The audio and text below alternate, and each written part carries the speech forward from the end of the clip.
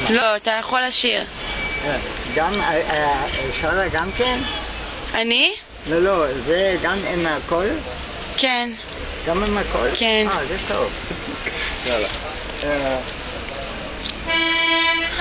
שושנה דמארי. לא, יאללה.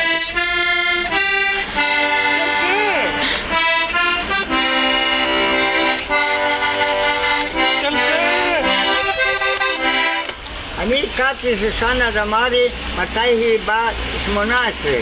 פעם הראשונה היא הופיעה בחיפה, מכבי, עולם גדול בין בלפור. שימו לב הרכבת הפרברית שהייתה צריכה לצאת ב-9:56 מהספר לימוד, תצא בשעה 10:17 אם עושים הסליחה.